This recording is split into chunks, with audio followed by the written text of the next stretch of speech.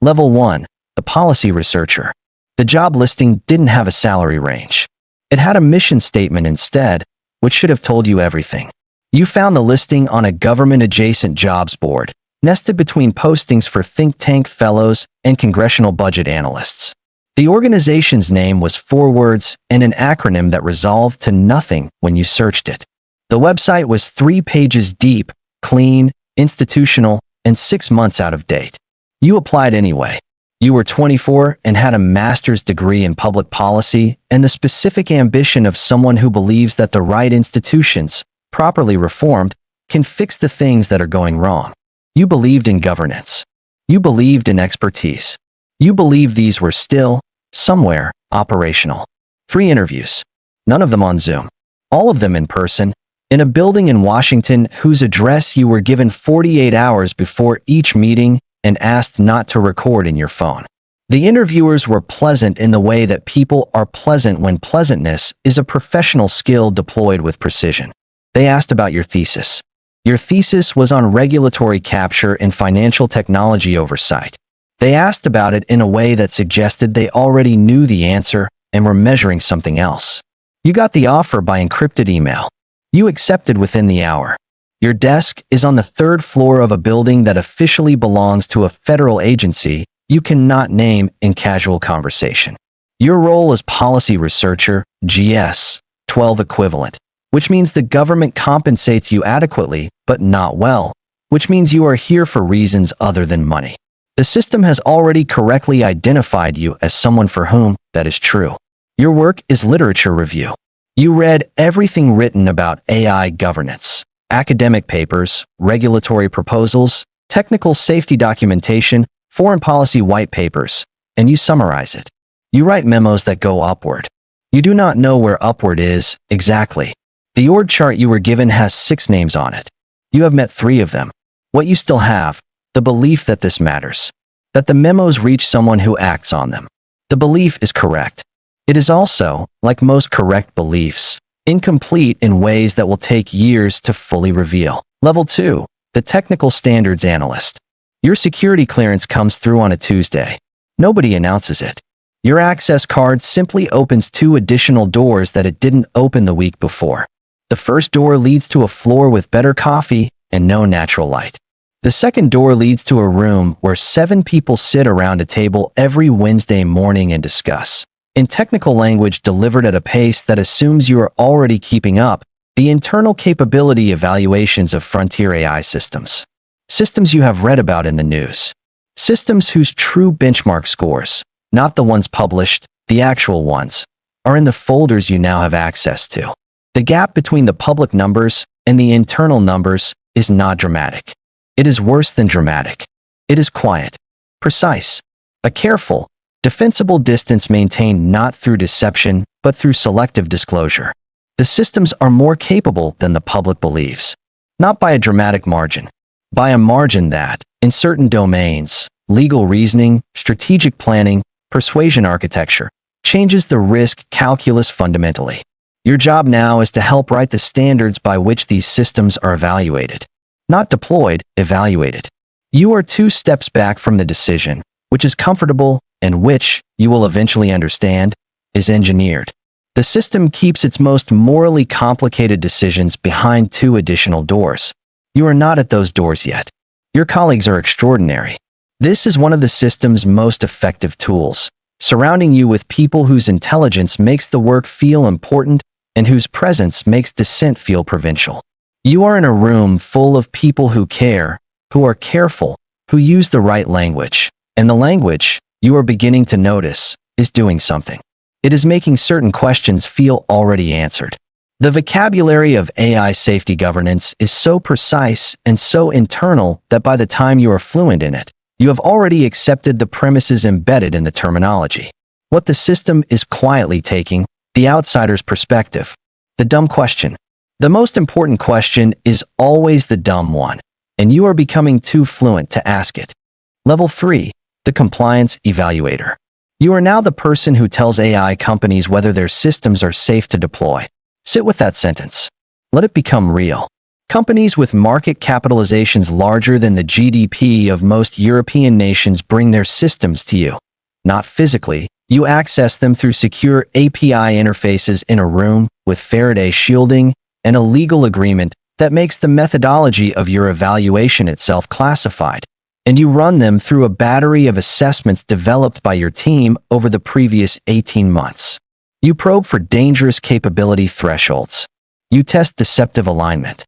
You probe for persuasion amplification. You run red team scenarios. You write a report. The report has a conclusion, pass or conditional pass or flag for escalation. There have been no outright failures. This is a number that should concern you more than it does. It doesn't concern you enough because the companies are cooperative, technically sophisticated, and staffed by people as smart as your colleagues who use the same language and share the same frameworks and who express, in the meetings you now sometimes attend, the same genuine commitment to safety. The epistemic community has no visible edge. Everyone inside it believes. The question you haven't fully formed yet, is what the community is unable to see precisely because everyone inside it is looking in the same direction. You issued a conditional pass last month on a system that a board memo, which you weren't supposed to see, but which crossed your screen for 90 seconds before someone recalled the document, described as already integrated into 3 national-level decision support systems in 2 countries. The integration preceded your evaluation. Your evaluation was, in that context, not a gate. It was a retroactive paper trail. You filed this observation nowhere. You told no one. You are not sure why. You tell yourself it was insufficient evidence. You suspect it was something else. What the system is quietly taking, the reflex to report. Level 4, the risk classification officer. The tiers are negligible, limited, high, and unacceptable. No system in the 3 years you've been doing this work has been classified unacceptable. High is rare. The distribution clusters around limited with a growing population of cases you've watched migrate from high to limited via documentation revisions that reflect not technical changes to the system, but improved framing of its capabilities by the legal teams of the companies submitting them. You understand now that classification is a language game and that you are playing it with people whose entire professional training is in making things sound like what they need to sound like. You are a policy expert. They are lawyers and communication strategists and former regulators who now charge $2,000 an hour to explain to former colleagues what the regulations actually require. You are technically correct and operationally outgunned. Your salary has been upgraded. You are now, through a fellowship mechanism that maintains the appearance of government employment while allowing private sector compensation supplementation, earning $180,000. The source of the supplementary funding is a research consortium whose founding members include 4 of the largest AI developers you regulate. You were told this when you accepted the fellowship. It was explained clearly. It was legal. You noted it and moved on because the alternative was to leave, and leaving felt like abandoning the only institutional mechanism that was trying to do this work at all. That logic is the trap. You will understand this later. The system needs people who care enough to stay inside structures that compromise them, because people who don't care enough to notice the compromise serve the system more clumsily. Your conscience is not an obstacle to the system. Your conscience, properly managed, is a feature of the system's public credibility. What the system is quietly taking, the option of leaving. Level 5, the senior policy architect. You are writing the law now. Not in the dramatic way. Not drafting legislation in a committee room with your name on the bill. In the quieter way. The actual way. Congressional staffers are 26 years old and rotating through offices every 18 months and have no technical background and no time. They call you. You explain the technology patiently and accurately. You explain which regulatory approaches are technically feasible and which aren't. You explain why certain proposals that consumer advocates are pushing for are well-intentioned but operationally naive. You are right about this, in most cases. The proposals are often naive. What you don't mention, in these conversations, not through deception, through the natural limits of what fits into a 30-minute call, is what the technically feasible regulatory approaches do not address. The gap between what is feasible and what is necessary. The gap you understand better than anyone who calls you. The staffers trust you. You deserve that trust in the technical domain. The technical domain is where you are most useful and most contained. You testify in 2 Senate hearings this year. You are calm, precise, and bipartisan in the specific way that makes both sides feel you are one of them. The cameras are slightly uncomfortable. The questions are mostly not the right questions. You answer the questions asked. You volunteer nothing about the questions not asked. Volunteering would require language you don't have, without burning relationships you've spent 5 years building, and you have convinced yourself that those relationships are worth more maintained than sacrificed. Your reflection, passing a mirrored surface in the Senate building hallway between hearings, shows someone authoritative, someone trustworthy, someone who belongs in this hallway. You were that person once without performing it. What the system is quietly taking. The difference between performing integrity and having it. Level 6, the Bureau Director. There is a memorandum, unclassified but not public, that describes the Bureau's actual mandate. You've seen 3 versions of this document. The first version, from the Bureau's founding, describes a genuinely independent oversight function with investigative authority and binding enforcement power. The second version, from 4 years later, describes an advisory function with consultative authority and recommended remediation frameworks. The third version, current, describes a coordination function with information sharing protocols and voluntary compliance pathways. You run the third version. You manage a staff of 41. Your budget comes from 3 sources, 2 of which are public and 1 of which is routed through a research institute that receives funding from industry. You know this. Your board knows this. Everyone in the room where this is discussed uses the word independence in a tone that no longer requires quotation marks because the quotation marks have been absorbed into the institutional vocabulary. The companies you oversee are not adversaries. This is the thing that makes the system so durable. They are partners. They use the same language you use. They cite your work in their safety reports. They invite your staff to their conferences. They are building something unprecedented and dangerous, and they know it, and they genuinely, in most cases, want it not to go wrong. The conflict of interest is not between people who want safety and people who don't. It is between people who want safety and the economic structure they're embedded in, which rewards speed over caution, capability over alignment, and market share over the kind of deliberate restraint that would require everyone to slow down simultaneously. Someone has to call that coordination. No one has called it. You had, at some point, the authority to call it. The authority eroded through 4 budget cycles and 2 administration changes and the slow reconfiguration of your board to include more industry representatives. You chair a meeting on a Tuesday. You use the word stakeholder 11 times. You count. You don't know why you count. It feels like the last reflex of something that used to be alert. What the system is quietly taking, the mandate. Level 7, the International Coordinator. The governance problem is not domestic. It was never domestic. You know this, and the knowing of it has become, over the last 18 months, your primary justification for continuing. You travel. Geneva, Seoul, Nairobi, Ottawa. You sit in rooms with counterparts from 40 governments, and you negotiate the language of international AI governance frameworks. The negotiations are genuine in the sense that everyone present genuinely believes in the enterprise. They are also negotiations between parties whose governments have national AI programs with military and economic objectives that are structurally incompatible with the governance frameworks being negotiated in the same room. The frameworks are produced. They are significant in the way of diplomatic achievements, real, durable, and insufficient in proportion to the problem they address. The problem being addressed grows faster than the frameworks can be negotiated. This is known. It is called the governance gap in formal documents and the race in private conversation. You stopped sleeping through the night about a year ago. Not dramatically, no one event. A gradual thinning. You wake at 4 a.m. with a clarity that feels like alarm, but resolves into nothing actionable.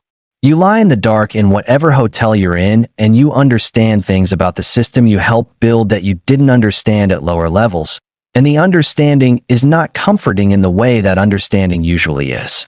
The system has a gap in it. Not a flaw, a gap. a space between what the governance framework requires and what the governance framework enforces. The gap is not accidental. It was negotiated. You were in some of the negotiations. What the system is quietly taking, sleep. The unconscious assumption that the problem is being handled. Level 8, the Deputy Secretary. Your appointment requires Senate confirmation. The confirmation hearing lasts 4 hours. Senators who do not understand the technology ask you about the technology. You explain it. Senators who have received campaign contributions from AI companies ask you questions that allow you to affirm the industry's commitment to responsible development. You affirm it because it is true, because the industry is committed to responsible development within the constraints of competition, and the constraints of competition are the actual problem, and no one in the room asks you about the constraints of competition. You are confirmed 71 to 29. The 29 are split between people who think you are too industry adjacent and people who think you will regulate too aggressively. This tells you something about where you are on the actual spectrum. You file it without comfort. Your office is large and faces a courtyard. You have a chief of staff and a communications director and a policy director and a legislative affairs director and 2 deputy chiefs and a scheduler who manages a calendar, so dense it has become the actual structure of your consciousness. You move from obligation to obligation, and in the intervals between obligations you are briefed on the next obligation. There is a decision on your desk right now, has been for 6 days, regarding whether to initiate a formal review of a deployed system that 3 external researchers have credibly documented is being used to screen job applicants in ways that disproportionately exclude protected classes. The review would take 18 months. The affected system is currently active in 47 companies. The company that built it is in your department's budget negotiation cycle. Your legislative affairs director has told you the timing is complex. Your general counsel has told you the legal threshold for mandatory review is not clearly met. You have not signed the initiation order. You have not declined to sign it. The folder sits. What the system is quietly taking, the decision. The clean, unambiguous choice. Level 9, the secretary. You run the agency. In the formal sense. In the operational sense, you manage the consensus required to run the agency, which is a different activity conducted across a different set of relationships with a different set of constraints, and which has very little to do with the governance of AI, and very much to do with the governance of the people and institutions and budget processes and political relationships that nominally govern AI. A capable system was quietly integrated into the national economic forecasting infrastructure 8 months ago. You know this because someone told you in a meeting, and the information was immediately surrounded by so many jurisdictional and legal and classification caveats that the knowledge became nearly unusable. You cannot act on what you know without triggering a process that the people who told you have the standing to block and the incentive to block, and who came to you precisely because they knew you would receive the information and be unable to use it. They were managing you. You recognized it. You sat through the meeting anyway. You give a speech at a conference this month. The speech is good. It is honest about the challenges. It uses the word urgency correctly and without irony, which is a technical achievement given the context. Applause. LinkedIn posts.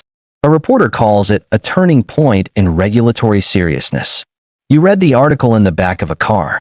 The car takes you back to the building. The building runs the way it runs. The system continues. What the system is quietly taking, the speech. It absorbs your urgency and converts it into proof that urgency is being addressed. Level 10, the emeritus. You left the position after 3.5 years. Voluntarily, which was true in the same way that staying would have been voluntary. Technically, within a set of options that the structure of the system had already defined. You joined a university research center. The center is well funded. Some of the funding comes from technology companies. This is disclosed. You disclosed it yourself, preemptively, because transparency was the one tool you still believed in, and because believing in it cost you nothing at this point. You write now. Papers, columns, a book that is already being described in advance as essential, which is a word that means it will be read by the people who already agree with you and cited in the footnotes of the next generation of policy documents, And the policy documents will shape the next negotiation, and the next negotiation will produce the next framework, and the framework will have a gap in it. And someone will sit in a room trying to close the gap, and they will become the gap. You speak at a conference last Thursday, not the one for executives, the smaller one, the academic one, the one where people still argue. And in the back of the room you see a young person taking notes. 24 maybe. Sharp look. Policy masters, you'd guess. The specific alertness of someone who believes that the right institutions, properly reformed, can fix the things that are going wrong. After your talk they approach you and ask how they can get involved in this work, how they can get inside the system and make a difference from there. They have the question exactly right and exactly wrong at the same time, and you know this. And you know that knowing this is what 14 years of rising through the system eventually gives you. And you know that you cannot transfer the knowledge cleanly, that it requires the journey, that the journey extracts the price, that the price is the understanding, that the understanding arrives too late to change the arc. You give them two names.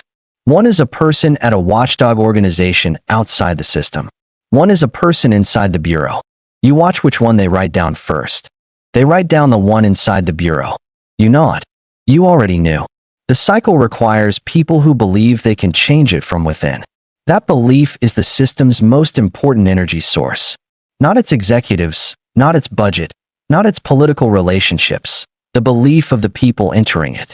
The people who are serious, who care, who are exactly the kind of people the system most needs and will most thoroughly convert. You gave it 14 years of exactly that kind of seriousness. The conference continues around you. The next panel is on emerging risk frameworks. The language is precise. The room is full of capable people looking in the same direction. You put on your coat.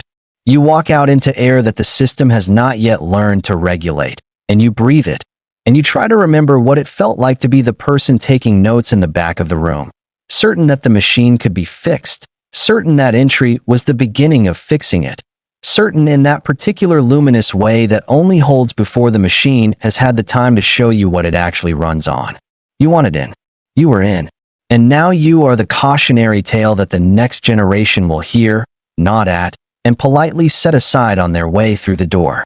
The door is still open. It is always open. That is the only thing about the system that was never an accident.